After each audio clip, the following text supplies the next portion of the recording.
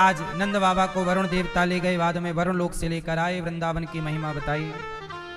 आज भगवान ने गोपियों को दिव्य रास में आमंत्रित किया। आज बांसुरी बजाई भगवान ने।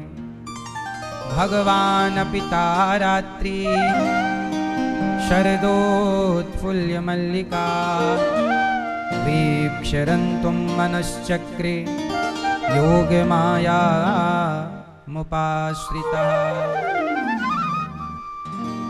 आज भगवान ने शरद पूर्णिमा की रात्रि में बांसुरी बजाई है। क्यों बजाई? गोपियों का आवाहन किया, आओ आओ। क्यों गोपियों को बुलाया? आज भगवान ने रास रचाने का मन बनाया है। रास क्या है? रास है भगवान की विशेष लीला।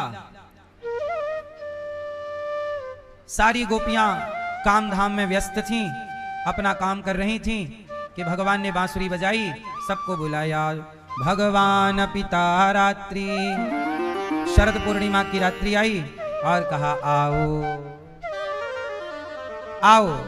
सारी गोपियां निशम्य गीतम तदनंग वर्धनम ब्रजश्रियः कृष्ण गृहीत मानसा आजग्मुरन्योन्यमलक्षितोद्यमा सयत्र कांतो जवलोल कुंडला। आज भगवान ने सुंदर सा गीत गाया है और गोपियों का आवाहन किया। जितनी गोपियां थीं सबको बुलाया। राधा, ललिता, विशाखा, चंपकलता, आओ आओ, सबको बुलाया। सारी सखियां आईं और जब आई ना तो भगवान ने कहा कि यहां क्यों आई हो? अच्छा, गोपियां काम धाम छोड़ करके आई हैं। जब आई तो भगवान ने कहा क्यों आई हो? अब आ गई हो, जाओ। तब गोपियों ने कहा प्रभु, हमने जगत छोड़ा है आपके लिए, अब आपको नहीं छोड़ सकते जगत के लिए, हम अब छोड़कर आपको जाएंगी नहीं। ये रास, कई बार आपने सुना होगा भगवान रास रचाते हैं। आपको पता है कि भगवान रास रचाते हैं? उस रास लीला में होता क्या है? कौन उसका साक्षी होता है? तो सुनो, जब भगवान रास रचाते हैं तो अपने जन्म जन्म के भक्तों को, जैसे आप में से कोई भक्त है, यदि आप में से, हम में से कोई भक्त ऐसा है जो भगवान से बहुत प्रेम करती है या करता है, स्त्री हो सकती है या पुरुष हो सकता है, दोनों, जो भगवान से बहुत प्रेम करते हैं उनको भगवान बुला बुलाकर अलग करते जाते हैं। बोलो हाँ। और ये सारे, जैसे कलयुग के भक्तों में वो भक्त, अब जैसे आज भारत की जनसंख्या 140-150 करोड़ है। अब इन 150 करोड़ में भगवान ये देखेंगे कि सबसे अधिक प्रेमी मेरा भक्त कौन है, त्यागी, समर्पित। उस भक्त को भगवान बुलाकर अपने पास रख लेंगे। फिर जब अगला द्वापर आएगा तो कलयुग के उसी भक्त को गोपी बना के ब्रजमंडल में भेज देंगे और उसी गोपी के संग, उसी भक्त के संग रास रचाएंगे। ऐसे सतयुग के भक्त होंगे, त्रेता के भक्त होंगे, द्वापर के भक्त होंगे और कलयुग के, चारों युगों के वो भक्त जो बहुत, जैसे उदाहरण के लिए जैसे मीराबाई, जैसे मीराबाई। अच्छा, मीराबाई का नाम तो सब जानते हैं, पर ऐसी तमाम और कितनी मीरा होंगी जिनको कोई नहीं जानता, जिनको केवल भगवान जानते होंगे। ऐसी तमाम मीरा, ऐसे तमाम भक्त, सूरदास जी, कबीरदास जी, रैदास जी, ये सारे लोग भगवान की जब अगली लीला होगी तो सबको भगवान गोपी बना करके बुला लेंगे और उन्हीं गोपियों के संग रास रचाएंगे। अच्छा, रास में होगा क्या, क्या करेंगे ये सब? तो आओ, रास में क्या होता है वो जरा ध्यान से सुनो। रास में होता क्या है? भगवान अपनी सखियों के साथ, उन भक्त, जैसे मीराबाई, मीरा अब गोपी बनेंगी द्वापर में, तो मीरा के साथ भगवान लीला करेंगे। कौन सी लीला? कभी मीरा की पूछेंगे तुम्हारी क्या इच्छा है, वो कहेंगी प्रभु हम एक बार आपको गले लगाना चाहते हैं, आओ गले लगा लेंगे। फिर दूसरे भक्त से पूछेंगे, जैसे आप हो, आप यदि इस योग्य बने, भगवान से प्रेम हुआ और जब रास में सम्मिलित भय, तो भगवान आपसे पूछेंगे तुम्हारी क्या इच्छा है? तो प्रभु मैं आपको अपने हाथ से कुछ खिलाना चाहती हूँ, जैसे शबरी जी ने आपको बेर खिलाए ऐसे मैं अपने हाथ से कुछ खिलाऊं। तो भगवान आपकी गोद में बैठ जाएंगे और कहेंगे लाओ खिलाओ। तो आपकी जो जो कामनाएं हैं, इच्छाएं हैं, सबकी अलग अलग इच्छाएं, तो सबकी अलग अलग इच्छाओं को पूरी करेंगे जिस दिन, उसी दिन को कहेंगे रास लीला। वही है रास लीला, जहां भगवान अपने भक्त की वह इच्छा पूरी करते हैं जो इच्छा लेकर के वो बैठा हुआ है या बैठी हुई है ना। तो इच्छाओं की पूर्ति का नाम रास लीला है। सब तरह की इच्छाएं हो सकती हैं। किसी की इच्छा है गले लगाने की, किसी की इच्छा है साथ में बैठने की। अब इस लीला को कुछ लोग क्या कहते हैं कि वहां रास लीला में, आजकल नहीं लोग बॉलीवुड के लोग कहते हैं तुम करो तो रास लीला, हम करें तो कैरेक्टर ढीला। आजकल का आदमी रास लीला को कैरेक्टर ढीला से जोड़ देता है। क्यों? क्योंकि खुद का ढीला है ना, तो भगवान को भी वो ढीला समझता है। अरे भगवान है, भगवान को कभी ना क्रोध परेशान करता ना काम परेशान करता। भगवान के अंदर कोई दोष नहीं होता। जैसे मेरे अंदर काम होगा, क्रोध होगा, लोभ होगा, अहंकार होगा, मैं सांसारिक प्राणी हूं, मेरे अंदर ये बुराइयां हो सकती हैं। आपके अंदर भी ये बुराइयां हो सकती हैं? बोलो हाँ या ना। आपके अंदर बुराइयां हैं कि नहीं? काम, क्रोध, लोभ, अहंकार है कि नहीं? लेकिन भगवान के अंदर कभी काम नहीं होता, वासना नहीं होती। भगवान के अंदर क्रोध नहीं होता, लोभ नहीं होता। अरे लोभ होता तो कैकेयी के कहने से अयोध्या का सिंहासन क्यों छोड़ देते? ना तो भगवान के अंदर मोह होता। भगवान कृष्ण के आगे उनके 56 करोड़ यदुवंशी आपस में लड़कर के समाप्त हो गए और कृष्ण साक्षी बनकर के देखते रहे। आखिरी में भगवान के सामने ही भगवान का पूरा वंश आपस में लड़के समाप्त हुआ था कि नहीं? और भगवान देख रहे थे। आपके सामने आपका परिवार मरेगा कोई तो आप रोएंगे, पर भगवान मुस्कुरा रहे थे। क्यों? क्योंकि भगवान के अंदर मोह नहीं है, लोभ नहीं है। हम लोग लोभ मोह में ग्रस्त जाते हैं, डूब जाते हैं। भगवान के अंदर कोई बुराई नहीं है। ना तो काम भगवान को छूता, ना क्रोध भगवान को स्पर्श करता, ना लोभ, ना अहंकार। इसलिए भगवान हर बुराई से परे हैं। भगवान निर्दोष है। हम में 1000 लाख दोष हो सकते हैं, भगवान में कोई दोष नहीं होता। भगवान कैसे होते हैं भैया? कैसे होते हैं भगवान? भगवान कैसे होते हैं? बैठे बैठे बैठे बैठे कैसे? भगवान निर्दोष हैं। निर्दोष मतलब भगवान के अंदर कोई भी दोष नहीं। निर्विकार, भगवान का नाम क्या है? वो निर्विकार हैं। उनके अंदर कोई भी विकार नहीं है, निर्विकार हैं। भगवान ने रास लीला में, पिछली बार मैंने आपको रासलीला का एक पावन दर्शन कराया था, अर्थात सुंदर सी कथा का रसपान कराया। एक छोटे से गांव में एक भक्त रहा करता था। पिछली बार मैंने सुनाई थी ये कथा, आपको याद रहे इसके लिए पुनः उसका स्मरण करा देता हूं। एक गांव में एक भक्त रहा करता था। उसकी खुद की किसानी थी, छोटा सा काम धाम था। जो भी समय उसका बच जाए तो उसके गांव के पास में एक रेलवे स्टेशन था।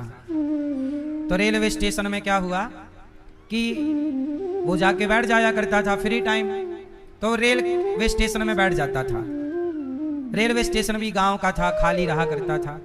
कभी कभी कोई ट्रेन रुक जाया करती थी तो वो स्टेशन में बैठा रहता था। एक दिन क्या हुआ, अच्छा वो उस स्टेशन में क्या था कि भगवान कृष्ण की एक सुंदर सी तस्वीर रेलवे स्टेशन में लगी हुई थी। उस आदमी ने कभी वृंदावन देखा नहीं, पर वो जब रेलवे स्टेशन में लगी हुई भगवान कृष्ण की तस्वीर देखे तो उसमें एक सुंदर सी नदी भी थी, सुंदर से वृक्ष थे, मानो वो वृंदावन का चित्र था। वृंदावन भी था उसमें और भगवान कृष्ण का भी सुंदर दर्शन था उस चित्र में। अब उसने कभी वृंदावन तो देखा नहीं, अपने घर के काम करे, अपनी जिम्मेदारी पूरी करे, और जब भगवान की याद आए तो स्टेशन आ जाए और स्टेशन में वो चित्र को भगवान के देखता रहे बस, और सोचता रहे प्रभु कभी अपना दर्शन कराओगे, प्रभु कभी अपना दर्शन दोगे, कभी हमें भी वृंदावन बुलाओगे, प्रभु कभी हमें भी वृंदावन बुलाओ, कभी हमें भी अपना दर्शन दो। ऐसे करते करते करते करते कई साल बीत गए। अब वो स्टेशन में लगा हुआ भगवान का चित्र उसके मन मंदिर में बस गया। एक दिन क्या हुआ कि स्टेशन में कोई काम चालू था, पेंटिंग वेंटिंग चल रही, नया स्टेशन बन रहा, सुंदर बन रहा। तो आज जब वो स्टेशन गया तो उसे भगवान कृष्ण का वो चित्र नजर नहीं आया। लोगों से पूछा कि भाई यहाँ वो चित्र लगा था कहाँ गया? अरे बोले पेंटिंग हो रही है, स्टेशन नया बन रहा है, पुरानी सब चीजें हटा दी गई। अब तो व्याकुल हो गया कि वो चित्र कहाँ गया, पर उसे बहुत ढूंढा, पूछा, कोई ना बताया, कहीं मिला नहीं। अब तो वो परेशान हो गया। अब वो चित्र ना मिले तो वो उदास हो गया। एक दिन अपनी पत्नी ने कहा कि आप उदास बहुत हो। तो उसने कहा कि वो स्टेशन में प्रभु का चित्र था, पता नहीं कहाँ चला गया, अब अच्छा नहीं लगता, मैं स्टेशन जाता हूँ तो खाली खाली लगता है, वो चित्र कहाँ गया? मुझे मन करता है एक बार बिहारी जी का, एक बार भगवान का वृंदावन जाके दर्शन कर आऊं। पत्नी बोली तो आप परेशान ना होइए, चले जाइए। बोले पैसे तो है नहीं। तो उसने एक हफ्ते काम किया, मजदूरी, कुछ पैसे आए तो ट्रेन के टिकट का बंदोबस्त हुआ। एक ट्रेन उसके गांव पे रुकी और वो जाती थी दिल्ली, तो मथुरा होते हुए जाती थी। तो उसने दिल्ली की ट्रेन में टिकट कटाई और बैठ गया। पूरे रास्ते चिंतन किसका? भगवान का, भगवान का, कृष्ण कृष्ण कृष्ण, राधा राधा, वृंदावन वृंदावन। अब वो आए वृंदावन, मथुरा उतरे, मथुरा से वृंदावन आए, और जैसे ही वृंदावन आए तो जो छवि मन में बसी थी वृंदावन की, वृंदावन आए तो यहाँ पर कहीं कचरा है, कहीं नाला बह रहा है। उन्होंने कहा ये कैसा वृंदावन, यहाँ तो नाला बह रहा है, गंदगी है। छवि उसने अलग बसाई थी वृंदावन की। पर कोई बात नहीं, आज का आधुनिकता में अब ये नाले वाले बाहर की दृष्टि से तो यही दिखेगा, भीतर की दृष्टि हो ठीक ठीक तो वृंदावन का सही सही दर्शन होए। अब वो कहीं गया, इस आश्रम में उस आश्रम में, उसे कहीं रुकने की जगह नहीं मिली। बेचारा बड़ा परेशान हुआ कि प्रभु आपने बुला तो लिया है पर कहीं ठिकाना नहीं है रुकने का, और खाने के लिए भी बड़ी भूख लगी है, कहीं भोजन नहीं। पर किसी भक्त ने बुलाया और कहा कि आओ भोजन कर लो। तो भोजन तो मिल गया पर सोने की व्यवस्था नहीं, तो वो यमुना जी चला गया। चलो यमुना जी मिल गई, नहा लेता हूँ। जैसे ही बैग बाहर रखा, कपड़े उतारा और यमुना जी में नहाने गया तो कोई उसका बैग लेके भाग गया, उसका बैग चोरी। और जब बैग ही चोरी तो ऊपर के कपड़े जो थे बैग के ऊपर, वो कपड़े भी लेके भाग गया चोर। अब कपड़े भी नहीं, एक टॉवेल लपेटा था, और जब टॉवेल लपेटा तो यमुना जी का ऐसा झोंका आया, ऐसी लहर आई कि उसकी लुंगी भी खुल गई और वो भी बह गई। अब वो हो गया बिल्कुल नंग धड़ंग। उसने कहा वाह रे प्रभु, ऐसे ही नंगा करने के लिए बुलाए थे क्या? कि तभी क्या हुआ कि यमुना जी में एक सुंदर सा कपड़ा बहता हुआ आया। शायद वो शमशान से किसी का कफन रहा होगा। यमुना जी के किनारे लोग चिता जला देते हैं, फिर कपड़ा पड़ा फेंक देते हैं, तो वो नया कपड़ा था, शायद कफन रहा हो। अब उसी के पास आ गया तो उसने कहा चलो कोई बात नहीं। एक गया, वो कपड़ा मिला, उसे लपेट के बाहर आया। वो जब बाहर आया कहा वाह प्रभु आपकी लीला बड़ी गजब है, बदन के कपड़े भी उतरवा लिए। वो तो अच्छा है, एक कपड़ा मिल गया तो लाज बच गई, नहीं कहाँ ऐसे घूमते नंग धड़ंग। थका हुआ था, रात भर की यात्रा थी, पर था भक्त, पहली बार आया।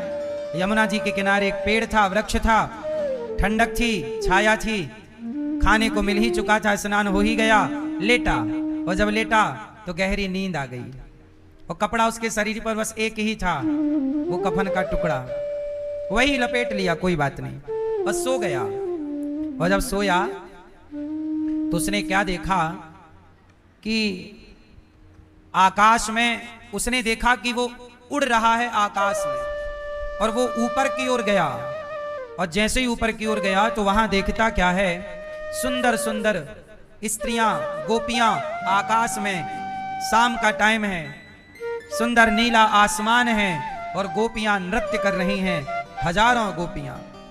और तभी घुंघराले से बालों वाले, मुरली बजाते हुए, मोर पंख माथे पे सजाए हुए श्याम सुंदर वहां पर आए, और ये आदमी टुकुर टुकुर देख रहा है। अब भगवान वहां आए, और भगवान जब आए तो राधा रानी से कहा कि सुनो, आज की लीला ये है कि तुम्हें नाचना है। अच्छा, जो तुमने हार पहना है, भगवान कृष्ण बोले राधा जी से कि जो तुमने हार पहना है और जो तुमने कपड़े पहने हैं, वो कपड़े हिलने नहीं चाहिए, और हार गले का हिलने नहीं चाहिए, और तुम नाच करके दिखाओ। ऐसे नृत्य करना कि वस्त्र भी ना हिले और गले का हार भी ना हिले। चलो नाचो। अब राधा जी वहां पर नृत्य करने लगी, हजारों सखियां थीं। हाँ राधा रानी, आप करिए नृत्य, कन्हैया से शर्त लगी है, आपको जीतना है। अब तमाम सखियां और ढोल मृदंग लेकर के, झांझ मजीरा लेके सुंदर सा गीत छेड़ा, और राधा रानी ने नृत्य किया। ऐसे नृत्य किया कि नृत्य भी हो गया, और एक बार भी ना वस्त्र हिला ना तो आभूषण हिला।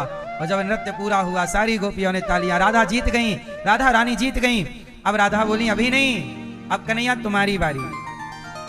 अब तुम क्या करो, अब तुम भी नाचो, पर तुम्हारी जो कानों में कुंडल है, तुम जब नाचोगे तो तुम्हारे कानों के कुंडल हिलने नहीं चाहिए। तुम्हारे माथे पर जो मोर पंख है वो हिलना नहीं चाहिए। अब जरा नाच करके दिखाओ। हाँ हाँ, सारी गोपियां समर्थन करती, हाँ कन्हैया, राधा ने तुम्हारी बात मानी, अब तुम्हें भी माननी पड़ेगी, चलो नाचो। और जैसी राधा रानी ने कहा नाचो, तो कन्हैया नाचे तो नहीं, भाग गए वहां से। मैं नहीं नाचूंगा, मेरे से नहीं होगा, भागे। और जब भागे तो आगे आगे कन्हैया, पीछे पीछे सारी गोपियां श्री कृष्ण को पकड़ना चाहती हैं, आगे आगे प्रभु भाग रहे हैं। ये दर्शन, वो व्यक्ति दूर खड़ा होकर प्रभु को देख रहा। अच्छा, ये लीला है। इस लीला को कभी मैं रूठ जाऊं तो तुम मना लो, कभी तुम रूठ जाओ। कभी राधा रानी रूठती हैं तो श्याम सुंदर मना लेते हैं, कभी श्याम सुंदर रूठती हैं तो राधा रानी मना लेती, श्याम सुंदर रूठते हैं। अब क्या हुआ कि भगवान को गोपियों ने जब पकड़ने दौड़ा तो आगे आगे कन्हैया भागे, तो गोपियों ने दो भागों में अपने को बांट लिया और कन्हैया को पकड़ने की योजना बनाई। गोपियों ने जैसे तैसे कन्हैया को पकड़ा। एक ललिता ने कन्हैया का एक हाथ पकड़ा और राधा रानी ने भगवान का दूसरा हाथ पकड़ा। कन्हैया कहां भागोगे, कहां जाओगे? कन्हैया बोले राधा, मैं हार गया, तुम जीत गई। जैसे तुम नृत्य की हो, मेरे से नहीं होगा। अच्छा कोई बात नहीं, चलो यहाँ बैठो। राधा रानी ने श्याम सुंदर से कहा अच्छा तुम यहाँ बैठो, कोई बात नहीं, ये वाली शर्त पूरी नहीं हो सकती, तो अच्छा अब दूसरी शर्त है। क्या? राधा रानी ने कहा श्याम सुंदर, तुम कोई सुंदर सा बांसुरी में सुर छेड़ो, सुंदर सा गीत गाओ, तुम गाओगे हम नाचेंगे। श्याम सुंदर सुंदर सा गीत छेड़ रहे हैं बांसुरी में, सारी गोपियां नृत्य कर रही हैं। तभी गोपियों ने शिकायत की कि कन्हैया तुम एक हो, तुम कितने हो? एक, और हम सखियां हजारों हैं, तो सब लोग तुम्हें देख नहीं पा रही हैं, तो तुम ऐसा करो कि हम सबको मिल जाओ। तब कन्हैया ने कहा अच्छा ठीक है, तुम्हारी एक शाम पूरी करते हैं। तो जितनी गोपियां हैं उतने कृष्ण प्रकट हो गए। 1000 गोपियां तो 1000 कृष्ण, 1,00,000 गोपियां तो 1,00,000 कृष्ण। अब सारी गोपियों के पास अपने अपने कृष्ण हैं, वो सब अपने अपने कृष्ण से बात कर रही हैं, उनके संग नृत्य कर रही हैं, इस आकाश मंडल में, इस ब्रज मंडल के इस गगन में झूम रही हैं। इस लीला का नाम ही रास लीला है, जहां गोपियों को अहंकार आ जाता है कि मैं कितनी सुंदर हूं, मेरे आगे पीछे प्रभु डोल रहे हैं। जब ये अहंकार आता है, इस अहंकार को मिटाने के लिए भगवान अंतर्धान हो जाते हैं, चले जाते हैं। जब गोपियां रोती हैं और गोपी गीत गाती हैं, जयति तेधिकम उज्जन्मना ब्रज श्रयत मंदिरा शाश्वदात्री। सारी गोपियों ने गोपी गीत गा करके प्रभु को मनाया। जब अच्छा कई बार भगवान आपकी हर गलती को माफ कर देते हैं, पर जब आप अहंकार करते हो तब भगवान जल्दी माफ नहीं करते।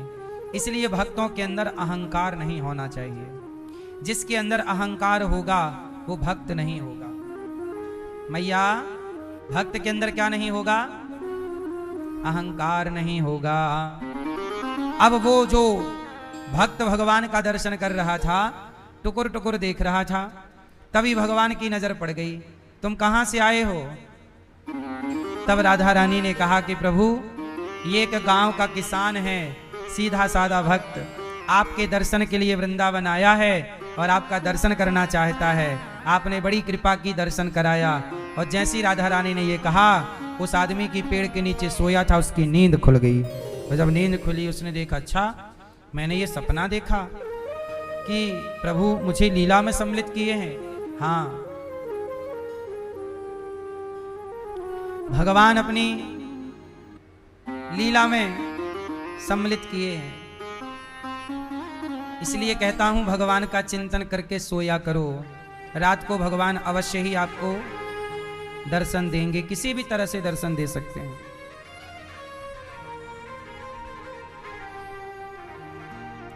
मैया,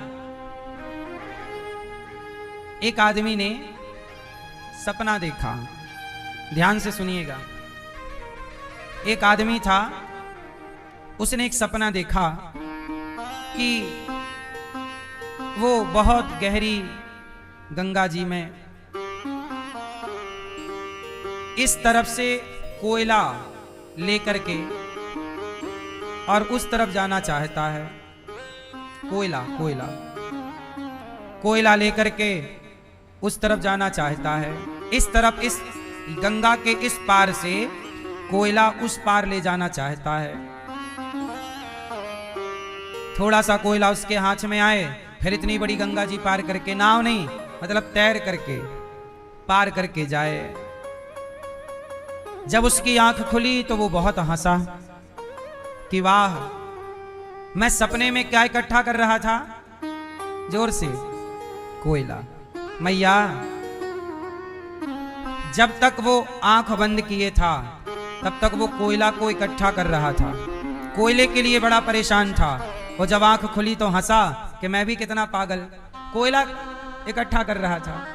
ऐसे आप लोग भी, जिस दिन आपकी आंखें सच्ची खुल जाएंगी ना, उस दिन आप भी हंसेंगे अपने ऊपर कि मैं भी क्या संसार में इकट्ठा कर रहा था, मैं भी क्या इकट्ठा कर रहा हूं। जो इकट्ठा करने लायक है वो तो मैं इकट्ठा कर ही नहीं रहा हूं।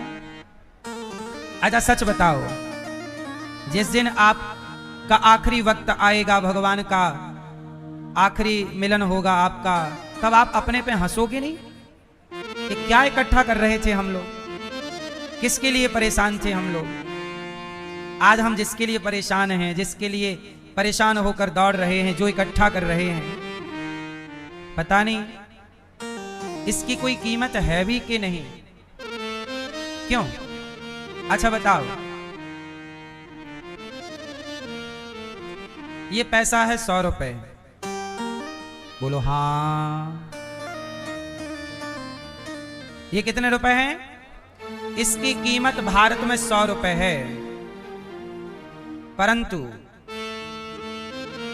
अमेरिका में इसकी कीमत लगभग 1 रुपए है। और इंग्लैंड में, ऑस्ट्रेलिया में इसकी कीमत 1 रुपए से भी कम। बोलो हाँ, लगभग। अब जरा आप ये समझिए कि जो चीज हमारे लिए 100 की कीमत रखती है, वही चीज किसी के लिए 1 रुपए की कीमत रखती है। जब यहाँ के देशों में इसकी कीमत 1 रुपए है, हमारे 500 रुपए मतलब इंग्लैंड के 5 रुपए, 5 रुपए से भी कम। बोलो हाँ। तो जो हमारे पास कीमती हम समझते हैं वो और किसी की नजर में तो उसकी कीमत कुछ है ही नहीं। जब यहाँ के पैसे की कीमत इस धरती के देशों में ही इतनी है तो जरा सोचिए इस पैसे की कीमत भगवान के घर कितनी होगी। भगवान के घर इसकी कीमत क्या है? क्या है? कुछ भी नहीं। भगवान के घर क्या चलता है? अमेरिका में डॉलर चलता है, किसी देश में पाउंड चलता है, किसी देश में दीनार चलती है। ईश्वर के घर में पुण्य चलता है। क्या चलता है? कितना डॉलर है, कितना पैसा है, ये सब यहाँ की बातें हैं। ईश्वर की अदालत में खड़े होगे तो ना डॉलर पूछा जाएगा कितना है, ना पैसा पूछा जाएगा कितना है। पूछा क्या जाएगा? बताओ पुण्य कितना करके आए हो, पुण्य लाओ। ये पुण्य की कमाई साथ निभाएगी। इसलिए कहता हूं समय रहते पुण्य कमा लीजिएगा, क्योंकि यहाँ की जब आप ही देखोगे पलटकर आप अपने पे हंसोगे कि मैं क्या समेटता रहा, जिसका कोई अर्थ नहीं है। अब भगवान ने सारी गोपियों के संग दिव्य रास रचाकर गोपियों को आह्लादित किया। सारी गोपियों को भगवान प्राप्त हुए। भगवान ने सुदर्शन और शंखचूड़ नाम के दैत्य का उद्धार किया। अरिष्टासुर को भगवान ने मार गिराया। भगवान ने केसी और व्योमासुर को मारा। अब भगवान कृष्ण को लेने के लिए अक्रूर जी आए। ध्यान से सुनिएगा, कौन आया? अक्रूर जी। अक्रूर जी आए और भगवान कृष्ण, कंस ने कहा कि जाओ कृष्ण को लेकर के आओ। अक्रूर जी आए और कहा कि प्रभु चलना है। जब यशोदा माँ को, गोपियों को खबर लगी कि मेरा कन्हैया कल मुझे छोड़कर चला जाएगा, सारी गोपियां रोने लग गई, कन्हैया हमें छोड़कर ना जाओ, हमें छोड़कर ना जाओ। भगवान बोले बस 2 दिन के लिए जा रहा हूं। कितने दिन के लिए? 2 दिन का कह के भगवान रथ पर बैठे और चले गए। यशोदा मैया दौड़ी दौड़ी आई, कन्हैया एक बार तो कम से कम अपनी जाते जाते माँ से मिल लो। ये तुम्हारे लिए मक्खन रोटी लाई हूँ, मक्खन रोटी लाई, भगवान को अपने हाथ से खिला रही है। कन्हैया तेरे बिना मैं कैसे रहूंगी, ये तेरी यशोदा मैया कैसे रहेगी? कन्हैया बोले मैया बस 2 दिन के लिए जाना है। कह करके चले गए। और जब भगवान चले, सारी गोपियां कृष्ण के प्रेम में विह्वल हो गईं। अब भगवान पहुंचे मथुरा। मथुरा के राजा का नाम है कंस। कंस के पिता का नाम क्या है? कंस की मां का नाम है पद्मावती, और पद्मावती का विवाह हुआ था उग्रसेन से। परंतु यहां पर कंस के जन्म की एक अलग कथा है। कहो तो सुनाऊं। कंस कैसे पैदा हुआ, इतना बड़ा दुष्ट क्यों बना? तो सुनो। कंस की मां का नाम है पद्मावती। कंस की मां बहुत सुंदर थी। इनका विवाह हुआ मथुरा के राजा उग्रसेन से। एक दिन क्या हुआ कि पद्मावती के पिता ने कोई अपना आयोजन रखा होगा, तो पद्मावती को बुलाया कि बेटा आ जाना कुछ समय के लिए मायके। तो पद्मावती ने अपने पति से कहा कि स्वामी मेरे पिता ने मुझे बुलाया है, आप आज्ञा करिए कि मैं चली जाऊं। तो उग्रसेन महाराज बोले कि देवी अभी तो हमारा तुम्हारा विवाह हुआ है, अभी नया नया विवाह था, बोले अभी छोड़कर तो ना जाओ। रोका उग्रसेन ने कि मत जाओ, हम बाद में ले चलेंगे। अच्छा जाना बहुत जरूरी भी नहीं था, पिता ने ये कहा था आपका मन हो तो आ जाना, वरना कोई बहुत आवश्यक नहीं है। पर पद्मावती जी मानी नहीं, और पति के रोकने पर भी वो पिता के घर चली गई। चलो चली गई। अब वहां पर एक घटना घट गई पिता के घर। एक दिन पद्मावती अपने पिता के घर एक बगीचे में, एक सरोवर था, उसमें ये नहा रही थी सखियों के साथ, जल क्रीड़ा नहा रही, स्नान। कि तभी क्या हुआ कि वहां से एक राक्षस गुजरा। उसका नाम था गोभिल। क्या नाम था? गोभिल नाम का राक्षस गुजरा, और उसकी नजर पद्मावती पर पड़ी पद्मावती बहुत सुंदर थी। तो गोभिल नाम के राक्षस ने पद्मावती के पति का रूप बनाया। पद्मावती के पति कौन? उग्रसेन। उग्रसेन का रूप बनाया और रूप बनाकर उसके पास पहुंच गया, पद्मावती के पास। पद्मावती को लगा स्वामी आप, उन्हें लगा कि मेरा पति है। और जब पति आए तो उन्होंने अपनी सारी दासियों को वहां से, सखियों को हटा दिया और वो दोनों पति पत्नी बस वहां उस बगीचे में, उस सरोवर में रह गए। और उसी सरोवर में, उसी बगीचे में पति बनकर के उस राक्षस ने उस पद्मावती को गर्भवती वो हो गई उस राक्षस से। अब जब राक्षस से गर्भवती हुई तो पद्मावती को डाउट हुआ कि ये मेरे पति जैसा लक्षण तो नहीं लग रहा। तो कड़े होकर पूछा कौन हो तुम? तब वो अपने रूप में आके बोला मैं गोभिल नाम का दैत्य हूं। अब पद्मावती बोली मैं तुम्हें शाप दे दूंगी, तुमने मेरे साथ अनर्थ किया है। उसने कहा तुम मुझे शाप नहीं दे सकती हो। क्यों? क्योंकि तुम श्रेष्ठ पतिव्रता नहीं हो। क्यों नहीं हूं मैं? तुम्हारे पति ने मना किया था, तुमने पति की आज्ञा का उल्लंघन किया है, और पति की आज्ञा का उल्लंघन करने वाली नारी श्रेष्ठ पतिव्रता नहीं हो सकती, इसलिए तुम मुझे शाप नहीं दे सकती हो। अब तो गोभिल चला गया, पद्मावती डर गई। सारी बात उन्होंने अपने पिता को बताई। पिता ने कहा कि ये बात तुम अपने पति को मत बताना। और वापस वो मथुरा आई और जो उनका गर्भ था तो वही जब पैदा हुआ तो वो जल्दी वापस आ गई। तो जब उनका बच्चा हुआ वही कहलाया कंस। तो वो जो मथुरा के राजा उग्रसेन थे उन्हें ये डाउट नहीं हुआ कि ये मेरा पुत्र नहीं है, लेकिन वो कंस उस राक्षस का पुत्र था, इसलिए राक्षस जैसे लक्षण, जबकि उग्रसेन बड़े धर्मात्मा हैं। कंस को मारने के बाद भगवान ने उग्रसेन को ही मथुरा का राजा बनाया है। कंस ने बड़े होके उग्रसेन को, अपने पिता को जेल में बंद कर दिया और पिता का धन और संपदा और राज्य सिंहासन छल से छीन लिया। ये अपने बाप पर भी अत्याचार करता है कंस। तो कंस उस राक्षस का बेटा है। इसलिए कहता हूं कि जब स्त्री का गर्भ बिगड़ जाता है, जब स्त्री का गर्भ अपवित्र हो जाता है किसी पर पुरुष से, तो फिर आपके गर्भ से समाज के हित की संतान नहीं, समाज के अहित की संतान पैदा होती है। उस संतान से आपका और समाज का भला नहीं हो सकता। इसलिए कहता हूं हर स्त्री को और हर पुरुष को, आप दोनों को अपने चरित्र को पवित्र रखना चाहिए। किसे पवित्र रखना चाहिए? चरित्र को।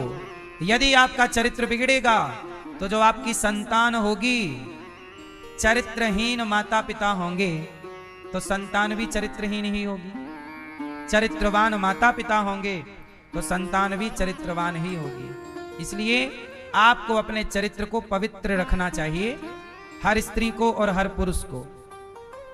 हमारे शास्त्र चरित्र के बारे में बहुत कुछ आपसे कहते हैं, स्वीकार किया करिए। अब कंस ने क्या किया कि यज्ञ रचा। अक्रूर जी से कहा कि जाओ कृष्ण को लेकर आओ, हम यज्ञ में बुलाकर कृष्ण को मार डालेंगे। तो कंस ने क्या किया, एक हाथी को रात भर दारू पिलवाया, शराब। किसको? हाथी को।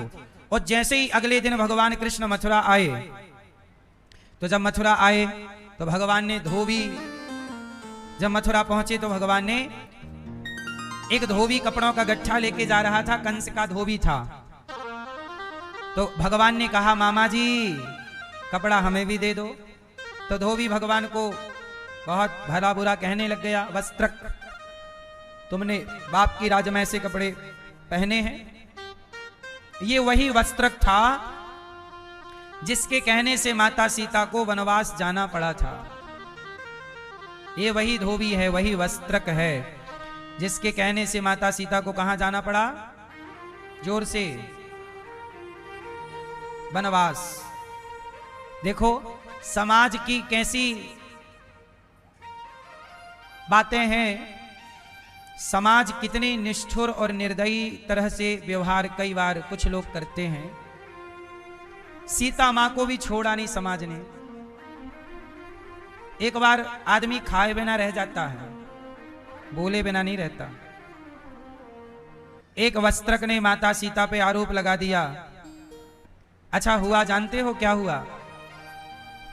राम की सभा लगी थी, तभी राम के द्वार पर दरबार में एक धोबी की पत्नी आ गई। कहा महाराज मुझे न्याय दीजिए। राम जी बोले क्या हो गया? तो पत्नी ने कहा कि महाराज मेरे पति मेरे ऊपर झूठा लांछन लगा रहे हैं। राम जी ने कहा बात क्या है? तो पत्नी ने कहा कि स्वामी, हे राजा राम, कल रात को मैं अपने घर नहीं गई।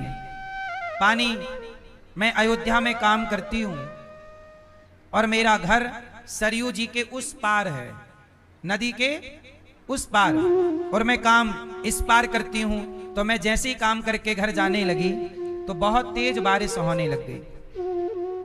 भला उस बारिश में नाव कैसे चलती? केवट से मैंने कहा कि भैया मुझे घर जाना है, पर पानी रुका ही नहीं। तो मैं कहाँ रुकती? तो केवट के घर में मैं रुक गई और रात में केवट के घर पे थी। सुबह जब मैं अपने पति के पास गई तो मेरे पति ने कह दिया कि तुम अपवित्र हो चुकी हो। तुम कहाँ थी? मैंने बताया कि मैं मजबूरी में केवट भैया के घर थी, उसकी पत्नी भी है, उसकी पत्नी के साथ मैं रुकी थी। पर वस्त्रक बोला कि नहीं महाराज, मेरी पत्नी किसी और के घर रुक गई है, मैं कैसे मानूं कि यह पवित्र नहीं है। अब राम जी को न्याय करना है। अब पत्नी बोली राम जी मुझे न्याय दिलाइए। राम जी ने तो उस धोबी को वस्त्रक को समझाया कि भाई तेरी पत्नी पर क्या तुझे विश्वास नहीं है? रिश्ते भरोसे पर चलते हैं।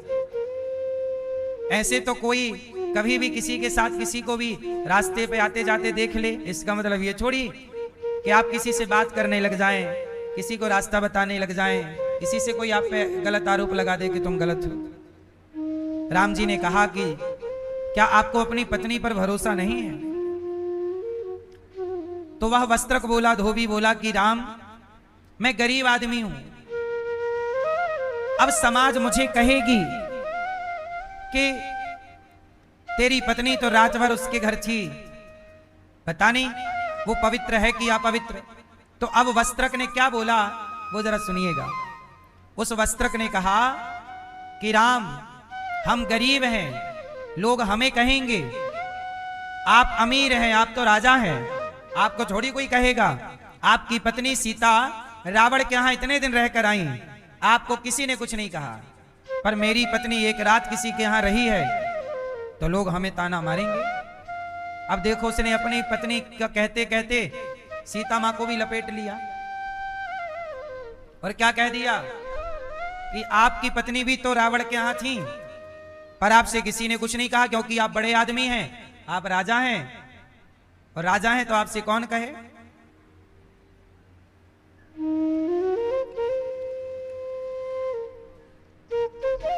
कई बार आप लोग भी बात करते करते अपने रिश्तेदारों की, अपने परिवारों की, कई बार आप भी कुछ ऐसा बोल जाते हैं कि आप तो बोलकर भूल जाते हैं, पर जिसके लिए बोला और उसने सुना तो वो बहुत कष्ट पाते हैं। इसलिए कहता हूं मेरी मां, कौन सही है कौन गलत है इसका निर्णय आप और हम कभी कर ही नहीं सकते।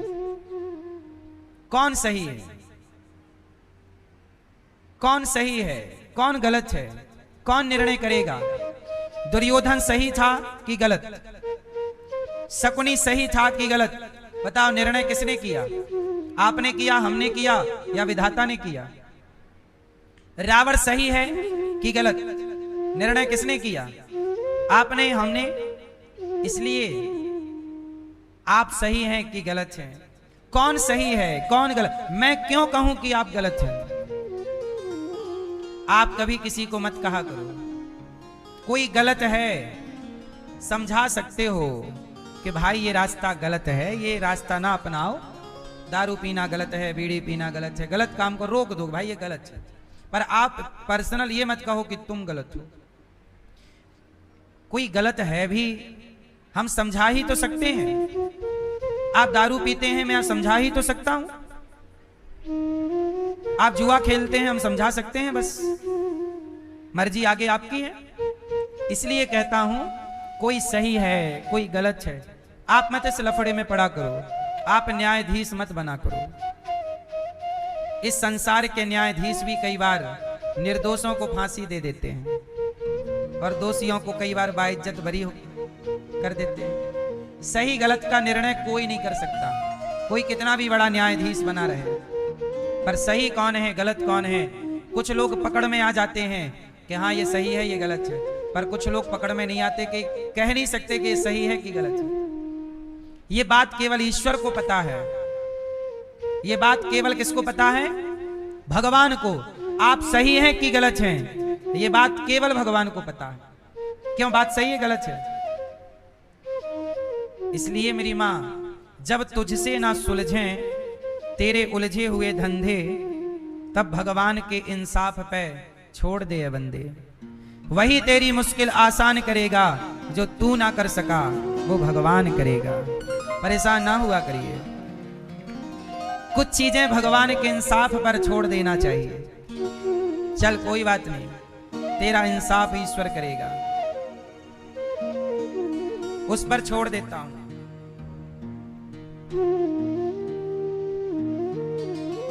मुंशी प्रेमचंद्र जी एक कहानी लिखते हैं। देखो, कई बार आप अपने अहंकार में, अपने मद में, अपने पद में सब भूल जाते हैं और भूल जाते हैं कि कोई हमें देख रहा है। मुंशी प्रेमचंद्र जी एक छोटी सी कहानी लिखते हैं, कहो तो सुना दूं आपको, इसी से जुड़ी हुई है, इसी पर आधारित है। देखो, कभी ईश्वर का न्याय कैसा है, इस पर यह कहानी है। यदि आपने किसी के साथ बुरा किया है और आप यदि बड़े आदमी हैं, धनवान हैं, पद पावर है, और आपने किसी का बिगाड़ दिया, तो ये मत सोचिएगा कि आप को ईश्वर दंड नहीं देंगे। मैं कह रहा हूं ना कि कौन सही है कौन गलत, ये बात केवल ईश्वर जानते हैं और उसी के आधार पर न्याय होता है। एक कहानी मुंशी प्रेमचंद्र जी लिखते हैं। मुंशी प्रेमचंद्र जी बहुत बड़े राइटर हैं, बहुत बड़े लेखक हैं। गबन गोदान जैसे सफल उपन्यास उन्होंने लिखे हैं, पंच परमेश्वर जैसी सफल कहानियां इस राष्ट्र को उन्होंने दी हैं। उन्हीं में से एक कहानी है उनकी छोटी सी। एक गांव में एक किसान रहता था, 1 एकड़ जमीन थी, जरा सी, इतना सा खेत था उसका बस। और वो किसान पत्नी के साथ, उनका एक छोटा सा बच्चा था, और वो बालक अपने माता पिता के साथ खेत में जाए, वो साग भाजी लगाएं। पर जो किसान था ना, उसको एक सिद्धि थी। सिद्धि क्या थी? कि सांप किसी को डस लेता तो वो सांप का मंत्र पढ़ करके सांप के जहर को, मतलब सांप का जहर वो उतारने की सिद्धि उसके अंदर थी, पावर था। सांप काट दे और अगले दिन भी यदि उसे मरीज मिल जाए तो वो उसे सांप का डसा बचा लेता था। पर वो किसान था, छोटा व्यक्ति है, ज्यादा लोग कोई जानते नहीं हैं। एक दिन क्या हुआ कि उसका एक बेटा था, अचानक ना उसे निमोनिया हो गया, बीमारी हो गई, स्वास्थ्य बिगड़ गया। गांव के क्षेत्र के डॉक्टरों को दिखाया, कहा कि ये बीमारी हमारे बस की नहीं है, कोई बड़े डॉक्टर को। तो वो अपने गांव का जो शहर था पास में, बड़े शहर में गए तो पता चला कि एक मिस्टर चड्डा करके डॉक्टर हैं, वो बहुत अच्छा इलाज करते हैं। तो ये अपने बेटे को, बेटा बिल्कुल आखिरी सांसें ले रहा था, सच्ची तो ये बात थी, आखिरी सांस ले रहा था कि शहर पहुंचते पहुंचते शाम को 5:45 बज गए और डॉक्टर के क्लिनिक में पहुंचते पहुंचते 6 बजने को केवल 5 मिनट बाकी था। डॉक्टर साहब एक मरीज को देख रहे थे, तो मरीज को देखते देखते 6 बज गए और जैसे ही 6 बजे तो मिस्टर चड्डा जो डॉक्टर साहब थे वो अपने क्लिनिक से बाहर आ गए। अब ये मजदूर आदमी डॉक्टर साहब के पांव पकड़ के बोला, डॉक्टर साहब मेरा बेटा देखो जरा क्या हो गया। इसे आप ठीक कर सकते हैं। डॉक्टर लोग कह रहे थे निमोनिया बिगड़ गया है। ये क्या होता है निमोनिया, मैं नहीं जानता।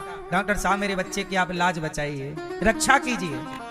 तो मिस्टर चड्डा बोले सुनो, कुछ भी हो 6 बज गए हैं, मेरा फुटबॉल खेलने का टाइम हो गया है। मैं टाइम का बड़ा पक्का हूं, 1 मिनट की लेट बर्दाश्त नहीं है। तुम अपने बेटे को कल लाना। डॉक्टर साहब वो कल तक बचेगा नहीं, आखिरी सांसें चल रही, एक बार आप हाथ तो पकड़ लीजिए, एक बार देख चेक तो कर लीजिए। चड्डा साहब बोले नहीं, मेरा टाइम पूरा हो गया है, मेरा अपना भी टाइम है, मैं खेल कूद में थोड़ा टाइम देता हूं, स्वास्थ्य का मैं ख्याल अपना भी तो रखता हूं। तुम्हें टाइम से आना चाहिए। जब तुम्हें पता है कि डॉक्टर साहब मैं गांव से आया हूं, मुझे नहीं पता था कि आपका क्लिनिक 6 बजे तक खुलता है। डॉक्टर साहब बचा लो, मैं आपके पांव पकड़ता हूं, ये बच्चा मर जाएगा। चड्डा साहब बोले ये मुंशी प्रेमचंद जी की लिखी हुई सत्य घटना है। मुंशी प्रेमचंद जी लिखते हैं कि वो गांव का एक सामान्य मजदूर व्यक्ति गिड़गिड़ा रहा है, पर डॉक्टर चड्डा नहीं, मैं तुम्हारे बच्चे को नहीं देख सकता, कल आना, कल। कह करके गाड़ी पे बैठे, गाड़ी स्टार्ट की। ये मजदूर बेचारा गाड़ी के आगे हाथ जोड़ के खड़ा हो गया, डॉक्टर साहब मत जाओ, बच्चे की आखिरी सांस है, सामने लिटा दिया, मर जाएगा बच्चा। डॉक्टर साहब एक बार इसको देख लीजिए, आप ही ठीक कर सकते हैं। सब डॉक्टरों ने कहा कि वही डॉक्टर बड़े हैं, मिस्टर चड्डा के बारे में सबने बताया, आपसे बड़ा कोई डॉक्टर नहीं है यहां। मिस्टर चड्डा ने अपने सिक्योरिटी को बुलाया, सिक्योरिटी यहां उठा उस बुढ़े को, किनारे करो, गाड़ी के आगे आ गया, यही मरने आया है, जा। सिक्योरिटी ने उठा के बगल में किया, मिस्टर चड्डा ने गाड़ी स्टार्ट की, चले गए।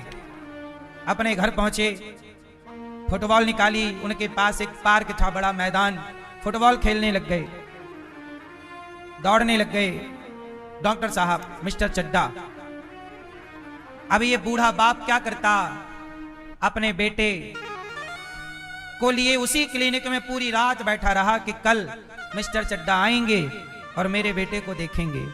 लेकिन उस रात वो पिता अपने बेटे की अंतिम सांसें देख रहा था और आधी रात को उस बच्चे ने अंतिम सांस ले ली और उसकी मृत्यु हो गई। लेकिन उस बाप को लगा कि शायद अभी प्राण हो, अभी भी प्राण हो। वो बैठा रहा इस भरोसे से कि अभी बच्चा है मेरा, जीवित हो सकता है। अगले दिन क्लिनिक खुलने का 11 बजे टाइम हुआ। मिस्टर चड्डा आए, देखा कि वही कल वाला व्यक्ति, अच्छा तुम यहां हो, लाओ तुम्हारे पुत्र को देखता हूं। देखा, बोले ये तो मर चुका है, ले जाओ इसे। मिस्टर चड्डा, आपने कल देख लिया होता मेरे पुत्र को तो ये मरता नहीं, जाओ बकवास मत करो, तुम गलत टाइम पर लाए थे, ले जाओ। अब बेचारा मजदूर व्यक्ति घर चला गया। देखना, अब ईश्वर का खेल यहां से चालू होता है। वो मजदूर का बेटा तो चला ही गया। उसने पुत्र के जाने के बाद बेचारे दोनों पति पत्नी अकेले रह गए और बुढ़ापे का शरीर। बरसों के बाद एक घटना घटी मिस्टर चड्डा के साथ, और वो घटना ये थी कि मिस्टर चड्डा का भी एक बेटा था और उसे सांप पालने का शौक था। सांप, अलग अलग तरीके के वो सांप लाता और सांप से बड़ी उसकी मित्रता थी। एक दिन क्या हुआ कि मिस्टर चड्डा का बेटा जो था वो अपने दोस्तों को एक पार्टी में बुलाया। सारे दोस्त आए और सारे दोस्तों को बताया, देखो ये मेरे पास ये वाला सांप है, ये सांप है, ये वहां का सांप है, ये इस देश का सांप है। तभी उसके पास एक काला नाग था।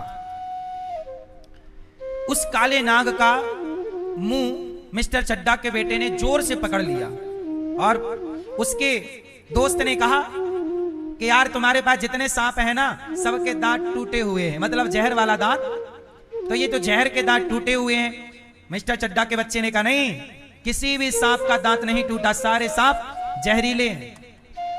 अब उस जवान लड़के को उसके दोस्तों ने और चढ़ा दिया कि ये तो सब दांत टूटे वाले। तो एक काले नाग का जोर से मुंह पकड़ा, और जब पकड़ा तो दांत खोलने के लिए जोर लगाना पड़ा सांप को। तो जब जोर लगाया तो सांप बहुत क्रोध में आया, वो मुंह खोल के दिखाया, देखो दांत हैं, जहरीला है।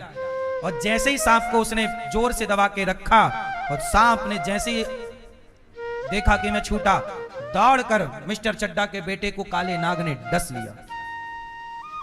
और जैसे ही डसा तो मिस्टर चड्डा के पास दवाई तो थी कि सांप आप डस ले तो वो दवाई खा ले, लेकिन संयोग से आज उसकी दवाई उसके पास नहीं थी घर पर थी, कहीं अलग जगह पर रखी, वहां पर नहीं थी।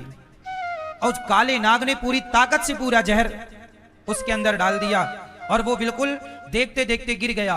उसके दोस्तों ने शोर मचाया, सांप ने डस लिया, सांप ने डस लिया। अब मिस्टर चड्डा तो डॉक्टर थे ही। अब मिस्टर चड्डा दौड़े दौड़े, जब उनको पता लगा कि पुत्र को सांप ने डस लिया, मिस्टर चड्डा ने अपना इलाज चालू किया, पर मिस्टर चड्डा के वश का वो इलाज नहीं था। बच्चे का शरीर का रंग बदलने लगा और पुत्र बिल्कुल अचेत हो गया। मिस्टर चड्डा जब तक कोई इलाज कर पाते तब तक नाड़ी ने जवाब दे दिया और मिस्टर चड्डा ने उस अपने ही पुत्र को मृत घोषित करार दे दिया कि ये मर चुका। अब गांव में, शहर में शोर मच गया। अगले दिन अखबार में छपा कि मिस्टर चड्डा के बेटे को सांप ने डसा। अब संयोग से वो गांव का वही मजदूर जिसके पुत्र एक बार मर चुका है, वो सांप झाड़ना जानता था। अब क्या हुआ, जब अखबार में गांव में शोर हुआ कि भाई मिस्टर चड्डा के पुत्र को सांप ने डसा, तो गांव वालों ने जाकर के कहा। अच्छा, उसकी पत्नी ने सुना, जो मजदूर था, पत्नी ने कहा अपने पति से, अजी सुनते हो क्या हुआ? वो सुना मिस्टर चड्डा के पुत्र को सांप ने डस लिया है। तो मजदूर भाई साहब वो जो थे वो बोले, तो मैं क्या करूं, मेरा बेटा भी तो बीमार था, उसने देखा मैं गिड़गिड़ा रहा था, गाड़ी चालू करके भाग गया, बड़ा होशियार बना था, मेरे बेटे को तो उसने बचाया नहीं, मैं क्या उसके बेटे को बचाऊं? हाँ हाँ, पत्नी बोली बात तो सही है, जब उसने अपने पुत्र को नहीं बचाया, अपन उसके पुत्र को क्यों बचाएं? लेकिन आप तो बचा सकते हो ना। पत्नी बोली, हाँ हाँ, यदि मैं उसके बच्चे को देख लूं तो मैं उसकी जान बचा सकता हूं, पर मैं नहीं जाऊंगा। मैं क्यों जाऊं? उसने कौन से मेरे पुत्र की मदद की? मैं गिड़गिड़ाता रहा कि चड्डा साहब देख लो बच जाएगा, वो बच भी जाता, उसने नहीं बचाया, मैं क्यों बचाऊं? कोई बात नहीं। मिस्टर चड्डा की बेटी अमेरिका रहती थी, तो उसकी बेटी को आने में टाइम था, तो अखबार में यह भी लिखा था कि बेटी के आने के बाद अंतिम संस्कार अगले दिन होगा उस बच्चे का। तो मिस्टर चड्डा के बेटे का अंतिम संस्कार तो कल होगा, मतलब आज का दिन, और आज की रात अभी बच्चा है। अब पत्नी ने शाम को कहा, कोई बात नहीं, चड्डा को भी पता चलना चाहिए कि बच्चे के जाने का दर्द क्या होता है, मेरे बच्चे को बचाया नहीं। कहती कहती मजदूर की पत्नी सो गई। पर वो मजदूर को ना नींद नहीं आ रही थी। मजदूर को नींद नहीं आई कि यार मैं मिस्टर चड्डा के बच्चे को बचा सकता हूं।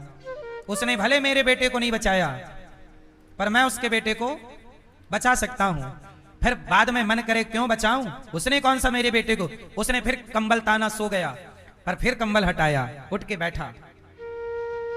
आधी रात को उसकी अंतरात्मा ने कहा, नहीं, उसने मेरे साथ जैसा किया है मुझे उसके साथ वैसा नहीं करना चाहिए। लाठी ली और पैदल पैदल गांव से शहर की ओर चला। कौन? वही बूढ़ा जिसका पुत्र मर चुका है। चला, मिस्टर चड्डा का घर पता था, पहुंच गए। मजदूर मिस्टर चड्डा रो रहे थे। पुत्र के मरने पर सबसे ज्यादा परेशान चड्डा साहब थे। चड्डा साहब के सामने ये मजदूर पहुंचे। कहा, मिस्टर चड्डा आप रोइए ना, मैं आपके बेटे को जीवित कर दूंगा। मिस्टर चड्डा ने कहा, तुम कौन हो? कोई तुम डॉक्टर हो? अच्छा, मिस्टर चड्डा ने उसे नहीं पहचाना क्योंकि ये वर्षों पुरानी बात थी। उस आदमी ने कहा कि मिस्टर चड्डा, मैं वही हूं जिसके पुत्र को तुम चाहते तो बचा लेते, पर तुमने मेरे बेटे को नहीं बचाया। याद है, तुम्हारी गाड़ी के आगे मैं बच्चे को रख दिया, तुमने अपनी सिक्योरिटी से मेरे को उठवा के किनारे कर दिया। रात के 3 बजे मेरे बेटे ने अंतिम सांस ले ली। तुम चाहते तो बचा लेते, पर आज मैं तुम्हारे पुत्र को बचाने आया हूं। मिस्टर चड्डा याद आ गया कि हाँ, मैंने तुम्हारे पुत्र को नहीं बचाया था, शायद इसलिए मेरा भी पुत्र चला गया। चड्ढा साहब बोले कि लगता है आपकी बद्दुआएं, आपने मुझे बद्दुआएं दी होंगी, इसलिए पुत्र चला गया। मजदूर ने कहा डॉक्टर साहब, आप डॉक्टर बने इसलिए हैं कि आप किसी को बचाएं, लेकिन आपका फुटबॉल खेलना जरूरी था, किसी की जान बचानी आपने जरूरी नहीं समझी। अब मैं अपने पुत्र को कहां से लाऊं, लेकिन आपके पुत्र को मैं बचा सकता हूं, क्योंकि मुझे ईश्वर ने एक विद्या दी है, मैं सांप को जहर को उतारने का मंत्र जानता हूं। अब पुत्र के पास गए और वो मजदूर उस मंत्र का प्रयोग किया। पक्का आदमी था, पक्का मंत्र का धीरे धीरे उसने मंत्र पढ़ा, और जो अपनी बूटी, जो भी उसके पास आयुर्वेदिक दवाइयां जड़ी बूटियां थी, जो उसके मुंह पे रस डाला, उसके बेटे के शरीर में जान आ गई। थोड़ी ही देर में उसका सारा जहर उतर गया और मिस्टर चड्ढा का बेटा उठ करके बैठ गया। और जैसे ही बेटा बैठा, मिस्टर चड्ढा दौड़कर अपने बेटे को गले लगाए, गले लगा करके अपने पुत्र को हृदय से लगाया कि तभी मिस्टर चड्ढा ने देखा कि वो कहां गया मजदूर, जरा उसको बुला के लाओ, मैं इनाम देना चाहता हूं। पूरे में ढूंढवाया पर वो मजदूर कहीं मिला नहीं, वो जीवित करके चला गया। हमने प्राण बचाए हैं, उसकी कोई मजदूरी नहीं लेंगे, कोई फीस नहीं लेंगे। मिस्टर चड्ढा हक्का बक्का रह गए। आज आत्मग्लानि हुई कि मैं डॉक्टर हूं, मैं चाहता तो उसके बेटे की जान बचा सकता, पर मैं अपने अहंकार में था, इसलिए मैंने उसके पुत्र की जान नहीं बचाई, पर मेरे पुत्र की जान उसने बचाई। इसका मतलब बताओ, आप बताओ, अमीर कौन है? वो मजदूर अमीर है या चड्ढा साहब अमीर है? इसलिए मेरी मां, धन से कोई बड़ा नहीं होता, अच्छे विचारों से, अच्छी नीयत से व्यक्ति महान होता है। इसलिए आप अच्छी नीयत रखिएगा और ये मत भूलिएगा कि जो व्यवहार आप दूसरों के लिए कर रहे हैं, ईश्वर सब कुछ देखते हैं, वो लौटता जरूर है। जो आप देते हैं वो लौटता जरूर है। इसलिए मेरी माँ, बेवजह किसी को भी कुछ ना बोला करो, कर सकते हो तो किसी की मदद करो, किसी का दिल ना दुखाया करो, है ना। आज एक वस्त्रक ने माता सीता पर आरोप लगा दिया कि सीता रावण के यहां रहकर आई हैं, पता नहीं पवित्र हैं कि अपवित्र हैं। धोबी तो ये आरोप लगाकर चला गया, वस्त्रक आरोप लगाकर चला गया। अब राम और सीता दोनों हैं। सीता जी कहती हैं कि राम, जहां ऐसी विचारधारा के लोग रहते हों, ऐसे समाज में यदि मेरे बच्चे रहेंगे तो उनके बिगड़ने की संभावना ज्यादा है, इसलिए आप मुझे आज्ञा दीजिए, मैं वनवास चली जाऊं। राम बोले, मैं भी तुम्हारे संग सीता वनवास चलूंगा, मैं भी वनवास जाऊंगा। सीता जी बोली कि आप राजा हैं, आप वनवास मत जाइए, केवल मुझे जाने दीजिए। और अब ये आरोप राम जी पर लगा कि किसी धोबी के कहने से कोई अपनी पत्नी छोड़ी थोड़ी त्यागा है। अब आपकी पत्नी को कोई कुछ कह दे तो आप अपनी पत्नी को छोड़ थोड़ी देंगे। राम ने क्यों छोड़ दिया? राम ने ये गलत किया, ऐसा लोग कहते हैं। अच्छा बताओ, राम ने सही किया कि गलत किया? उत्तर दो भैया। धोबी के कहने से, किसी के कहने से राम जी ने अपनी पत्नी को वनवास भेज दिया, सही किया गलत किया? जोर से। गलत किया। आप बताओ क्या किया? जोर से। चलो बताओ, आप राम जी की जगह होते आप क्या करते? भैया बताएंगे क्या करते आप ना छोड़ते? तो फिर समाज, जब आप पत्नी को साथ में रखते तो समाज हर बार ताने मारती कि इनकी पत्नी तो गलत है, तो क्या आप ये बार बार सुनते रहते? आपकी पत्नी पे लोग आरोप लगाते रहते, सुन लेते? सुन लेते? इसलिए आपको मर्यादा पुरुषोत्तम नहीं कहते। आप बताइए, जो समाज आपको दिन रात आपको गलत गलत गलत गलत गलत कहती रहे, क्या ऐसे समाज में आप रह पाओगे? जोर से। आप राम जी की जगह होते तो क्या करते? राम केवल पति होते सीता जी के, तो राम कभी सीता को ना वनवास देते। लेकिन राम अयोध्या के राजा हैं और राजा का धर्म होता है कि वो परिवार की बात नहीं, पहले प्रजा की बात माने। और राजा का धर्म क्या है? प्रजा। इसलिए प्रजा की बात सुनने वाला राजा चाहिए, परिवारवादी राजा नहीं। तो सीता जी को वनवास, अच्छा राम जी ने सीता जी को घर से निकाला नहीं, राम जी ने सीता जी से कहा सीता जी आप बताओ क्या करें। सीता जी ने कहा कि महर्षि वाल्मीकि जी के आश्रम में मुझे भिजवा दीजिए। मेरे पुत्र संतों के पास रहेंगे तो संतों वाले संस्कार आएंगे, अयोध्या में रहेंगे तो कहीं कैकई मंथरा ऐसे लोग मेरे बच्चों को बिगाड़ ना दें। इसलिए सीता मां ने क्या चुना? संतों का संग चुना और वो वनवास लवकुश को जन्म दिया। लवकुश को वापस राम को सौंपा और बाद में सबको कहा कि मैं शुद्ध हूं कि अशुद्ध, पवित्र हूं कि अपवित्र, लो प्रमाण। हे धरती माता, यदि मैं पवित्र हूं तो आप मुझे अपनी गोद में स्थान दे दो।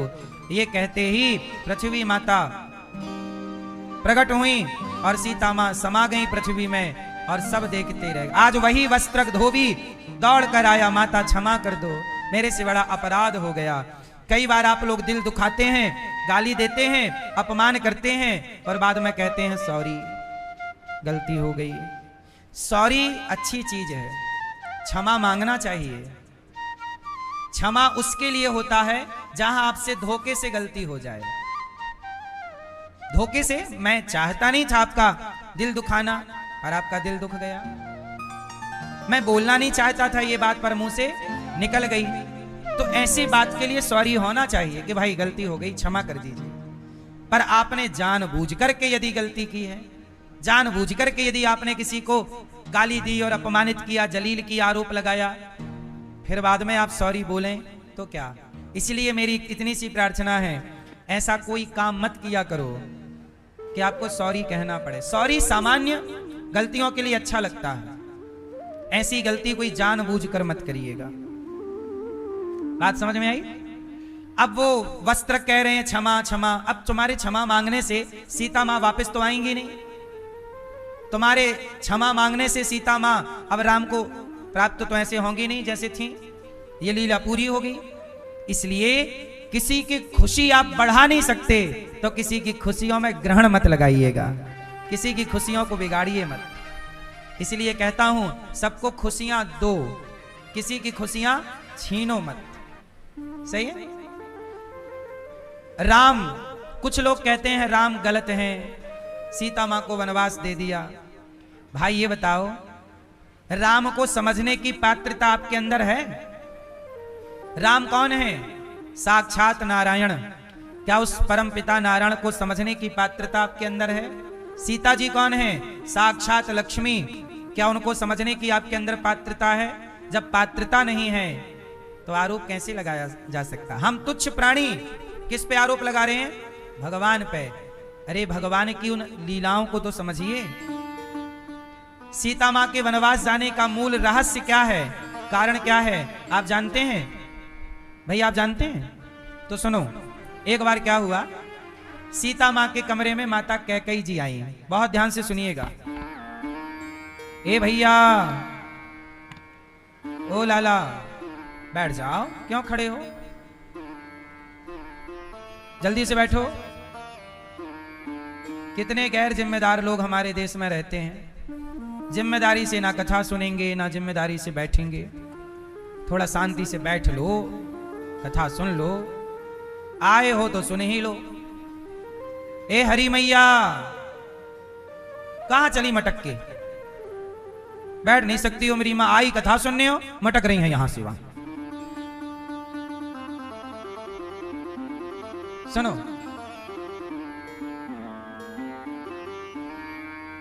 सीता मां के कमरे में एक दिन कौन आई? माता कैकई।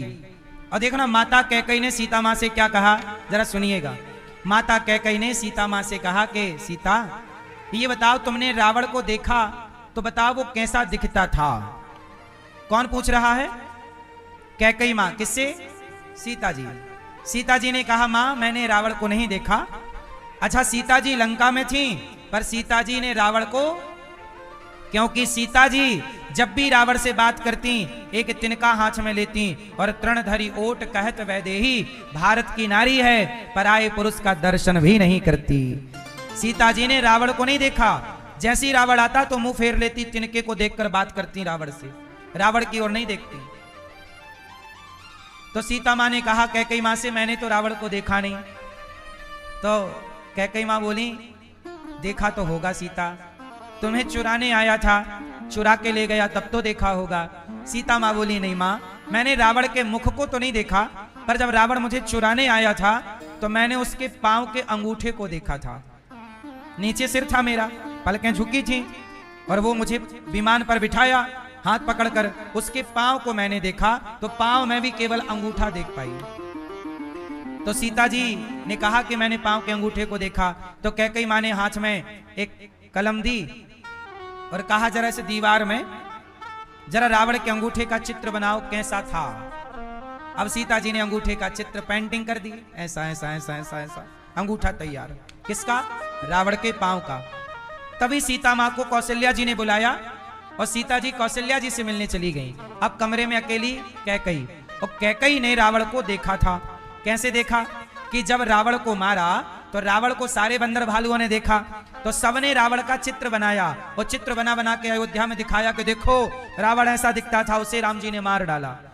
जैसे आप लोग नहीं देखते आज के लड़के कितनी अच्छी ड्राइंग करते हैं, बिल्कुल हूबहू आपका चित्र कागज में उतार देते हैं। बोलो हाँ, उस समय भी ये विद्या थी। तो कर ली, रावण का स्केच बना लिया और सबको दिखाया। तो कैकेयी माँ ने रावण को देखा उस चित्र में। सीता माँ ने तो चित्र भी नहीं देखा, पर कैकेयी माँ ने देखा तो रावण के पांव का अंगूठा बनाया सीता जी ने। और कैकेयी माँ ने कलम ली और रावण का पंजा, पांव का, पांव, कमर, पेट, कंधा, सिर, हाथ, पूरा का पूरा रावण सीता मैया के कमरे की दीवार में बना दिया। किसने? कैकेयी जी। और कैकेयी जी ये सब करके रावण का चित्र सीता जी के कमरे में बना के कैकेयी जी चली गई। अब संयोग क्या हुआ कि सीता जी से मिलने राम आ गए। कैकेयी मां तो निकल गई। अब राम आए, और जैसे ही राम आए तो सीता जी के कमरे में राम जी ने देखा कि रावण का चित्र बना हुआ है। अब तो राम हक्का बक्का रह गए। और जैसे ही राम आए कि चट्ट से कैकेयी माता आ गई, और कैकेयी माता आके बोली राम ये चित्र किसका है? राम जी बोले माता ये तो रावण का चित्र है, इसे तो मैंने मारा है। राम जी ने तो देखा है रावण को, मैंने मारा है, रावण का चित्र है, पर ये सीता के कमरे में कैसे? तब कैकेयी ने कहा राम, सीता रावण के पास थी, रावण का चित्र कमरे में है, इसका मतलब सीता के मन में पता नहीं क्या चल रहा है। देखो कैकेयी माँ आग लगा रही हैं। अच्छा कैकेयी माँ आग क्यों लगा रही हैं? क्योंकि कैकेयी माँ जानती हैं कि राम की कमजोरी सीता है। राम की कमजोरी क्या है? क्योंकि जब रावण सीता को चुराया तो राम पागलों की तरफ रो रहे थे, सीता सीता। कैकेयी माँ ने समझा कि यदि सीता और राम की लड़ाई हो जाएगी या इनका वियोग हो जाएगा तो राम पागल हो जाएंगे, फिर मेरा भरत राजा बन जाएगा। तो भरत को राजा बनाने का भूत अभी उतरा नहीं है माता कैकेयी का। अब रावण का चित्र बना के राम को भड़का के कैकेयी माँ चली गई। तब तक सीता जी आई, और जब सीता जी आई तो राम जी ने कहा सीता ये कमरे में चित्र आपने रावण का क्यों बनाया है? अब तो कैकेयी या सीता माँ घबरा गई, प्रभु अभी मैं जब गई थी तब मेरे कमरे में कोई चित्र नहीं था, ये चित्र कहां से आया? तब सीता माँ को याद आया कि प्रभु देखो कई बार आप लोग भी गलतफहमी में रिश्ते तोड़ देते हैं। कई बार आप क्या किस में रिश्ते तोड़ देते हैं? आपकी पत्नी पे आपको गलतफहमी हो गई, पति पे आपको गलतफहमी हो गई। कई बार मैया जो दिखता है वो होता नहीं है, और कई बार जो होता है वो दिखाई नहीं पड़ता। कई बार जो दिखता है वो नहीं होता। कई बार आंखों देखा भी गलत होता है। सही है? आप लोग कहते हैं ना आंखों देखा सही नहीं, कई बार आंखों देखा भी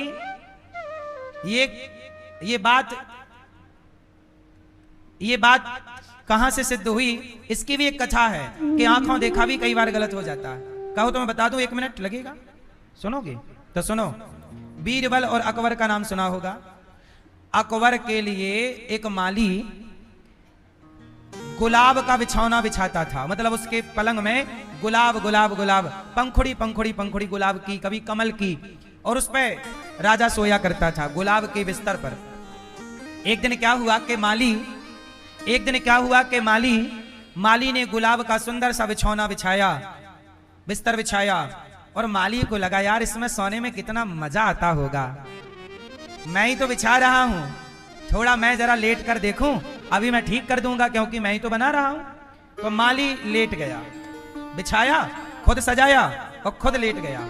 चूंकि गुलाब का था तो वो उसमें थोड़ा धस गया, कुछ गुलाब उसके ऊपर है, पर इतना ठंडा उसे लगा, इतना अनुकूल लगा, वो 2 मिनट के लिए आंखें बंद क्या किया, उसकी नींद लग गई। अब तब तक क्या हुआ, अकबर की पत्नी आई, और अकबर की पत्नी आई तो उसे लगा कि मेरे पति सो रहे हैं, और वो भी बगल में आके सो गई। और जब माली सोया और पत्नी सोई, अब आखिरी में आए अकबर। अब अकबर आया तो देखा क्या कि मेरी पत्नी किसी के साथ सो रही है।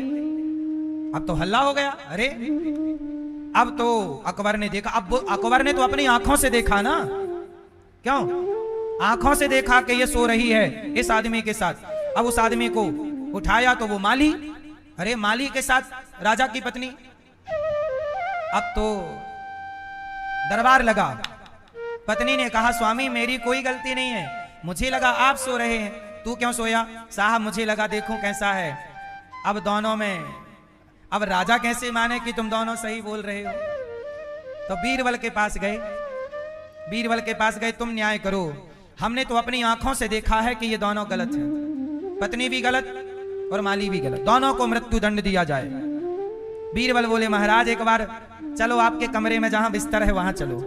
और वहां वापस आए तो वहां पर क्या था, जहां माली सोया वहां के फूल धसे हुए हैं, और जहां पत्नी सोई वहां के फूल धसे हुए हैं, और दोनों के बीच का फूल उठा हुआ है। समझ गए कि दोनों निर्दोष हैं, दोनों। कई बार आंखों देखा भी, कई बार हम जो देखते हैं वो नहीं होता जो आप समझ लेते हैं। इसलिए कहते हैं कि शीशा दर्पण गलती से टूटता है और रिश्ते गलतफहमियों से टूट जाते हैं। इसलिए रिश्तों में कई बार गलतफहमियां, लोग कहते हैं ना संदेह, कई बार पत्नियां अपने पति पर संदेह करती हैं, पति लोगों को भी अपनी पत्नी पर डाउट हो जाता है, संदेह हो जाता है, शक हो जाता है, और इसी के चक्कर में रिश्ते खराब हो जाते हैं और सब कुछ बर्बाद हो जाता है। अब देखिएगा बीरबल ने न्याय किया कि महाराज दोनों की गलतफहमियां हैं, दोनों के बीच में मेल मिलाप नहीं हुआ, क्योंकि बिस्तर में जो फूल धसे हैं वो बता रहे हैं कि दोनों निर्दोष हैं, दोनों में कोई मेल मिलाप नहीं हुआ। अब सीता जी के लिए क्या हुआ, कैकेयी मां रावण का चित्र बनाकर चली गई। राम की जगह आप होते तो अपनी पत्नी पे डाउट करते कि तुम्हारे कमरे में इस आदमी का चित्र क्यों, आप लड़ाई करते। पर राम ने ठंडे दिमाग से सुना, सीता जी बताओ ये रावण कैसा, तुम्हारे कमरे में चित्र कैसा? तब सीता जी ने कहा कि कैकेयी मां ने कहा था कि रावण कैसा दिखता था, तो मेरे से पांव का अंगूठा बनवाया, और आगे की चित्रकारी मैंने नहीं की, ये कैकेयी मां ने ही बनाया है। अब राम जी समझ गए। कैकेयी, सीता मां बोली कि स्वामी मैं गर्भवती हूं। सीता जी बोली राम से, स्वामी मैं गर्भवती हूं, यदि मेरे बच्चे अयोध्या में होंगे तो कैकेयी पूरा प्रयास करेगी मेरे बच्चों को बिगाड़ने का, क्योंकि ये हमारा भला नहीं चाहती। इसलिए सीता मां ने कहा राम मुझे कुछ समय के लिए संतों के पास भेज दीजिए, मैं वहां अपने बच्चों को जन्म देकर संतों के द्वारा वो पढ़ लिख जाएंगे, योग्य हो जाएंगे, फिर बाद में। तब वो वस्त्रक धोबी की भी बात आई और सीता मां गई, लवकुश को जन्म दिया, राम के हाथों पढ़ा लिखा कर सौंपा और पृथ्वी में समा गई। ये है पूरी सीता मां के वनवास की कथा। अभी भी इसमें एक कथा भी छूटी है पद्म पुराण की। सीता मां ने बचपन में एक तोती को पिंजरे में डाल दिया था, जिसके कारण तोती के तोते ने शाप दिया था कि तुम्हें जब गर्भवती होगी तो मेरे कहने से तुम्हें वनवास जाना पड़ेगा। वही तोता धोबी बना जिसके कहने से वनवास जाना पड़ा। तो ये बहुत सारी कथाएं हैं, कोई भी घटना यूं ही नहीं घटती, उस घटना के पीछे बहुत कुछ होता है। ऐसा क्यों हुआ? ऐसा इसलिए हुआ क्योंकि इसका बहुत बड़ा कारण था। तो कोई भी घटना यूं ही नहीं घटती। तो सीता मां के वनवास के कारण राम कहीं से कहीं तक नहीं है। आज भगवान कृष्ण ने उसी धोबी का, वही त्रेता का धोबी द्वापर में आया, और आज भगवान ने वस्त्र मांगा, नहीं दिया तो भगवान ने कृपा की, उनका उद्धार किया। दर्जी पर और सुदामा नाम के माली पर भगवान ने कृपा की। इसके बाद कुब्जा, जैसे आपने सुना होगा कि त्रेता युग में भगवान राम के पास सूपनखा आई, वही सूपनखा अगले जन्म में कुब्जा बन करके गई। क्या बन के गई? कुब्जा चंदन लेके जा रही थी, कुबड़ निकली हुई थी। आज भगवान कृष्ण ने सुंदरी कह करके संबोधित किया और कुब्जा से चंदन लेके उसे सुंदरी बना दिया। बोलिए कृष्ण कन्हैया लाल की जय। कुब्जा पर भगवान ने कृपा की। कंस के दो पहलवान थे, चाणूर मुष्टिक और कुवलयापीड़ नाम का हाथी, शराब पी के कृष्ण को रौंदने के लिए तैयार था। भगवान के पास आया, भगवान ने पटक दिया उस हाथी को। दोनों दांत हाथी के तोड़कर, एक दांत कृष्ण ने, एक दांत बलराम जी ने लेकर कंस की सेना को चकनाचूर कर दिया। चाणूर और मुष्टिक जैसे पहलवानों को मारकर भगवान कंस के सिंहासन पर चढ़ के कंस के केस पकड़कर, जो भगवान ने कंस को उठा के पटका, कंस का नीचे जैसे ही फेंका, कंस के ऊपर भगवान कूद गए। कंस का गोविंदाय नमो नमः। भगवान ने कंस का उद्धार किया। कंस के पिता को जेल से किया और मथुरा का राजा कंस के पिता उग्रसेन को भगवान ने बनाया। अब भगवान अपनी माता देवकी और पिता वसुदेव के पांव की बेड़ियां खुलवाते हैं। और जब बेड़ियां खुली, हथकड़ियां खुली, तो माता देवकी ने भगवान कृष्ण को अपने गोद में बिठाकर बहुत प्यार किया। आज 11 साल बाद अपने पुत्र का दर्शन कर रही हैं माता देवकी। अब नंद बाबा वहीं खड़े थे। नंद बाबा बोले, ये देवकी मेरे कन्हैया को अपने पुत्र के जैसा प्यार क्यों कर रही हैं? अच्छा, नंद बाबा को ये बात पता नहीं थी कि ये कृष्ण मेरा नहीं, देवकी और वसुदेव का पुत्र है। अब इन्हें ये बात तो पता थी नहीं। तो भगवान श्री कृष्ण को वो देवकी माँ कभी अपना दूध पिलाएं, कभी वो लाड़ करें। तभी नंद बाबा ने कहा कि मेरे पुत्र के साथ आप अपने पुत्र जैसा व्यवहार क्यों कर रही हैं माता देवकी? तब वसुदेव जी ने नंद बाबा से कहा कि बाबा, देवकी का 8वां बच्चा यही है। हम तुम्हारे पास इसकी रक्षा के लिए छोड़ दिए थे, वरना कंस से मार डालता। ये हमारा पुत्र है। अब तो नंद बाबा के पांव के नीचे से मानो जमीन खिसक गई। नंद बाबा रोने लग गए कि कृष्ण हमारा पुत्र नहीं है। वसुदेव जी ने कहा कि बहुत बहुत धन्यवाद नंद बाबा जी, आपने हमारे बेटे का बड़ा पालन पोषण किया है, बड़ा ख्याल रखा है, इसके लिए आपका बहुत बहुत धन्यवाद। भगवान श्री कृष्ण तो नंद बाबा तो रोने लग गए। और जब अच्छा देखिए, नंद बाबा को जब वसुदेव जी ने कहा कि ये मेरा पुत्र है, तो नंद बाबा ने एक बार भी नहीं कहा कि वसुदेव जी ऐसा नहीं हो सकता, आप झूठ कह रहे हैं। नंद बाबा ने एक बार भी उनकी बात का विरोध क्यों नहीं किया? भैया को जगाओ। राम राम।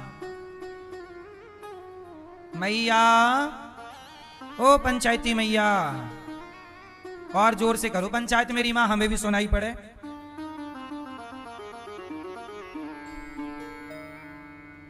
सुनो,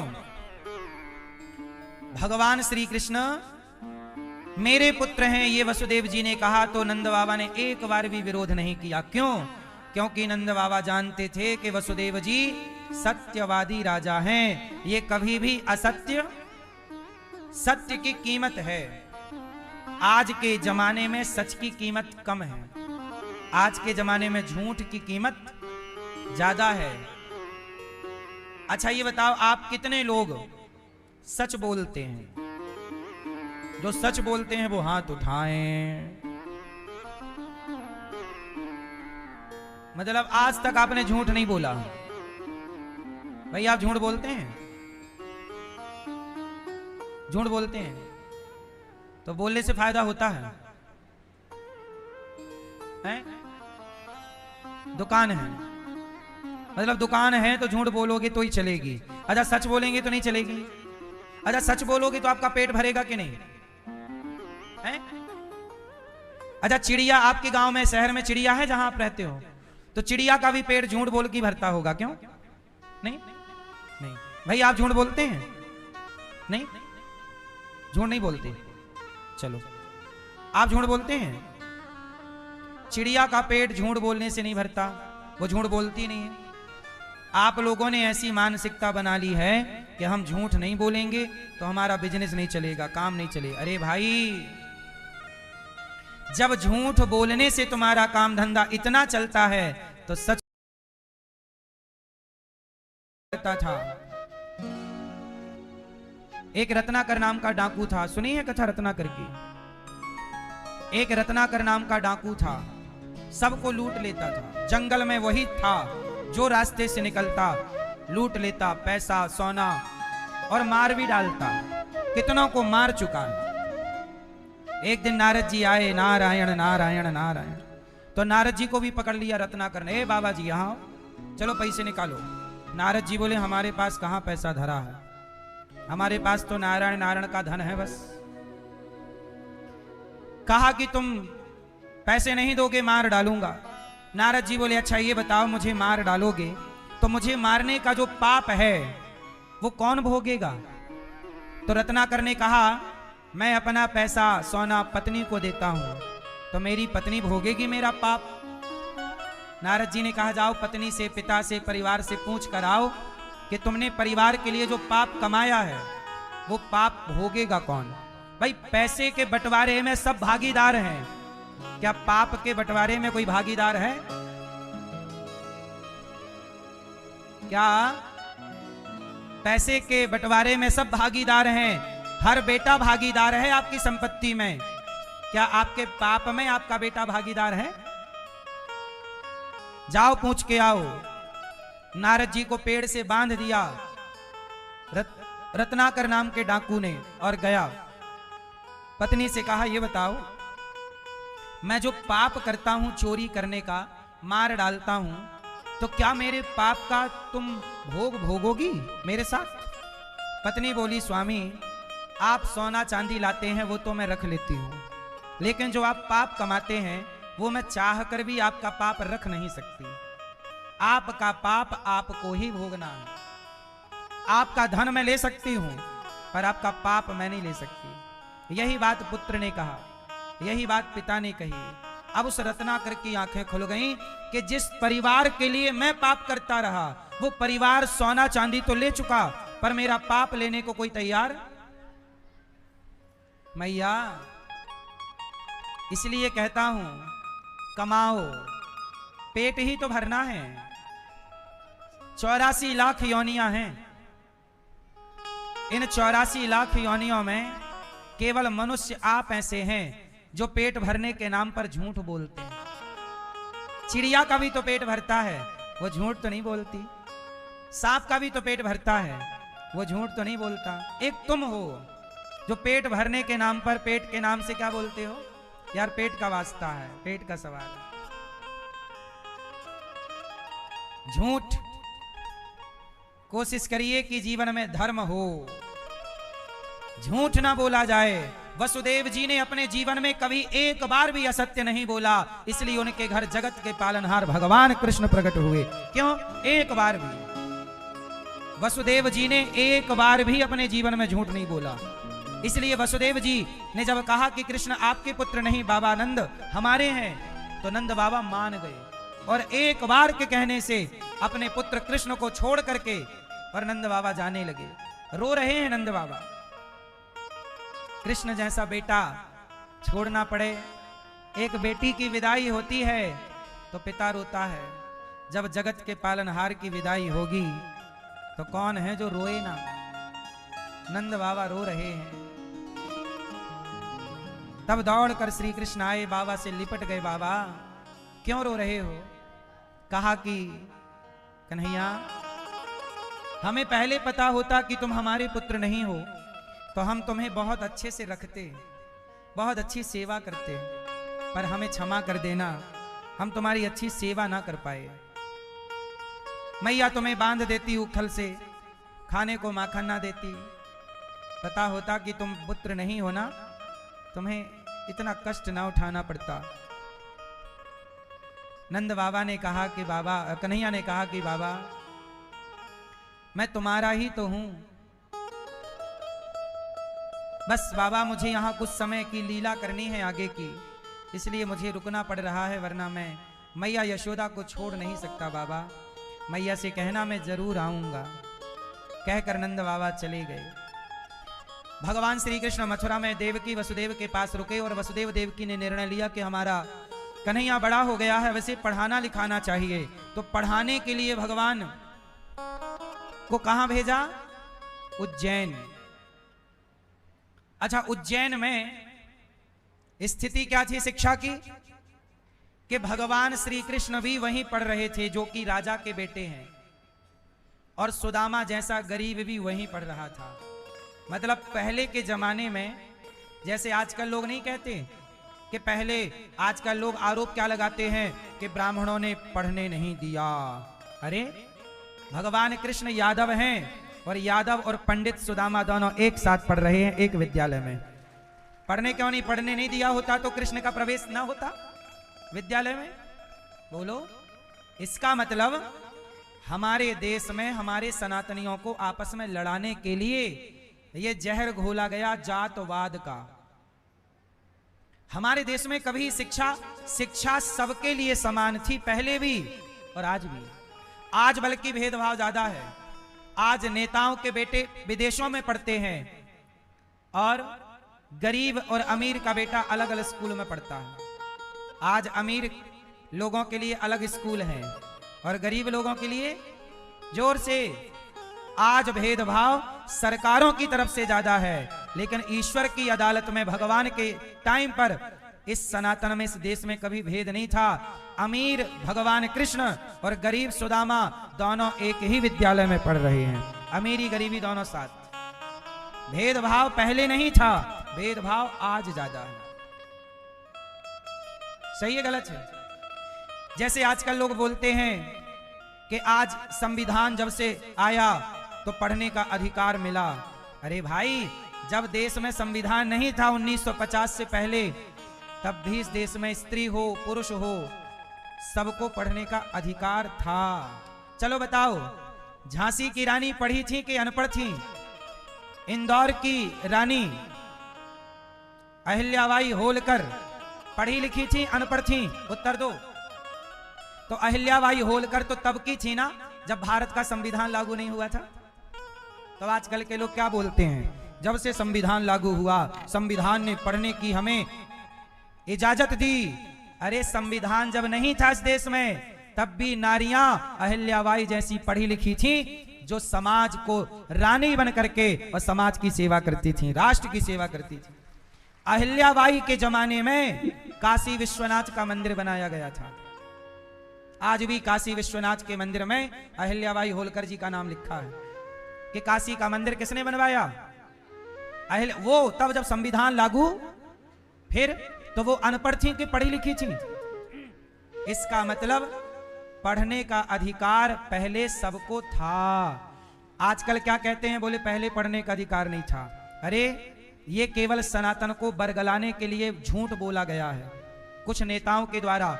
हमारे देश में अंग्रेज आए, उन्होंने लड़ाया, फूट डालो शासन करो, हिंदुओं को लड़ाया, ब्राह्मण को, क्षत्रिय को, वैश्य को, शूद्र को लड़ा करके हमारे देश को 200 साल तक अंग्रेजों ने गुलाम बनाया। और हम लोग अपने को बड़ा होशियार समझते रहे, पढ़ा लिखा समझते रहे। आपस में लड़ने वाला मूर्ख होता है। क्यों मैया?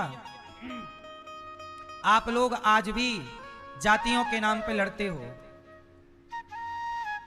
भाई आप कितने भाई हो? आप एक। भाई आप कितने भैया हो? एक। आप सिंगल? आप दो भाई। आप कितने भाई हो? एक। पीछे वाले दादाजी? दो। पीछे वाले भैया?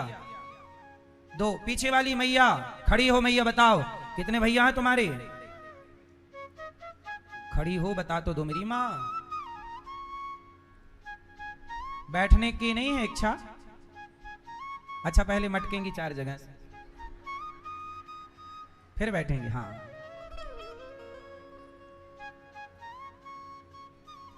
कितने भाई हैं आप लोग? हैं? आप कितने भाई हैं? आपके भाई? हम सब, आप लोगों ने कहा एक भाई हैं, 2 भाई, सबके उत्तर गलत हैं। सही उत्तर ये है, हम सनातनियों के, आप कितने लोग सनातनी हैं? जो सनातनी हैं वो हाथ उठाएं। हम सब सनातनियों के 4 भाई हैं। कितने भाई? 4। कौन कौन? एक भाई हमारा ब्राह्मण, एक भाई हमारा क्षत्रिय, एक भाई हमारा वैश्य और एक भाई हमारा शूद्र। हम चारों एक पिता की संतान हैं। 4 भाई हो। जब हम आपस में लड़े तब मुगल आ गए, 1000 साल गुलाम बनाया और जब हम आपस में लड़े तो अंग्रेज आ गए, अंग्रेजों ने गुलाम बनाया। आप यदि ना लड़ते तो आज दुनिया की सबसे बड़ी अर्थव्यवस्था हमारी होती। लाखों टन सोना भारत से लूट कर अंग्रेज ले गए, लाखों टन, जो आज भारत की अर्थव्यवस्था कहीं और पहुंचाता। बोलो हाँ, आज भारत में गरीबी ना होती, केवल तुम्हारी लड़ाई के कारण गरीबी है। तुम्हें लड़ना है ना, ब्राह्मण से, क्षत्रिय से, वैश्य से, शूद्र से, मैं जाट हूं, मैं गुर्जर हूं, मैं ठाकुर हूं, मैं ये हूं, मैं वो, लड़ो आपस में। तुम लड़ोगे तो दुनिया तुम्हें अपना गुलाम बना लेगी। इसलिए झाड़ू तिनकों से मिलकर बनती है। सैकड़ों तिनके मिलते हैं तो एक झाड़ू तैयार होती है। वो झाड़ू तिनकों से मिली है, संगठित हैं सारे तिनके, तो कचरे को हटा देते हैं, और वही झाड़ू बिखर जाए तो स्वयं कचरा हो जाती है। इसलिए अपने को बिखरने मत दीजिएगा, अपने को आपस में डिवाइड मत करिएगा, बांटिए मत। आज हमारे देश में सबसे बड़ी समस्या क्या है? तेजी से हिंदुओं का धर्मांतरण हो रहा है इस देश में। गांव के गांव हिंदुओं के क्रिश्चियन हो गए, मुसलमान हो गए, हिंदुओं का कन्वर्ट हो रहे हैं कि नहीं? ये बात सही है कि गलत है? बोलो हाँ भैया, आप क्या हो रहा है? लेकिन हिंदू लोग चुप हैं, आपस में लड़ रहे हैं, तेरी जाति ये, मेरी जाति ये, लड़ा दिया गया हम सबको आपस में। हम आपस में कभी लड़ते नहीं थे। सुदामा और श्री कृष्ण एक साथ पढ़े हैं, भगवान राम और निषाद, आज की भाषा में दलित, आज की भाषा में शूद्र, राम भगवान और शूद्र दलित मतलब निषाद राज एक ही साथ पढ़े हैं। आज तुम बांट रहे हो, बोल रहे हो, लेकिन उस समय तो बंटवारा नहीं था, उस समय भेदभाव, राम के जमाने में भेद नहीं था। राम शबरी के जूठे बेर खाते हैं। भेदभाव होता तो शबरी, आज की भाषा में दलित की बेटी का जूठा कौन खाएगा? लेकिन राम खाए कि नहीं? मतलब राम के जमाने में यह छुआछूत, जब हमारे भगवान ने छुआछूत नहीं रखा, हम क्यों रखें? जो गलत है, रावण जाति का ब्राह्मण है पर गलत है तो मारा। किसने मारा? राम ने। आज तक किसी ब्राह्मण ने नहीं कहा कि राम ने हमारे ब्राह्मणों को क्यों मारा, जबकि राम के हाथों लाखों ब्राह्मण मारे गए थे। भाई रावण के 1 लाख तो बेटा थे, तो रावण ब्राह्मण था तो उसके बेटे भी ब्राह्मण, और 1.25 लाख नाती, तो राम जी के हाथों सारे मारे गए। ब्राह्मणों ने नहीं कहा कि हमें राम जी ने ब्राह्मणों को क्यों, जो गलत था उसे मारो, चाहे वो ब्राह्मण हो, क्षत्रिय हो, वैश्य हो या शूद्र हो, जो गलत है उसे मारो। इसलिए आजकल लोग सही गलत का नहीं, लोग ये देखते हैं कि अच्छा हमारी जाति वाले को मार रहे हो। आजकल ये चलता है, ये हमारी जाति का, ये नेता हमारी जाति का है, भले ही अंगूठा छाप रहेगा, भले इस पर 10 केस चल रहे हैं बलात्कार के, पर वोट इसी को देंगे क्योंकि हमारी जाति का है। ये चल रहा है इस देश में। जातियों के नेता हैं, भले वो बलात्कारी हो, भले मर्डर के 4 केस चल रहे हो, भले अनपढ़ गंवार हो, पर जातवाद है कि नहीं इस देश में? बोलो हाँ। लोग अपनी जाति वाले नेता को वोट देते हैं, वो ये नहीं देखते कि राष्ट्र हित किस में है। वो राष्ट्र हित, हम लोग इसलिए पीछे हो गए, हम लोग जाति का हित पहले देखते हैं, परिवार का हित पहले देखते हैं, जबकि हर भारतीय को राष्ट्र का हित पहले देखना चाहिए कि मेरे देश का हित किस में है। मेरा देश है तो मेरे देश है तो हम सब हैं, देश ही नहीं तो आप कहां और हम कहां। इसलिए अमेरिका देश को पहले नंबर पर रखता है, राष्ट्र पहला,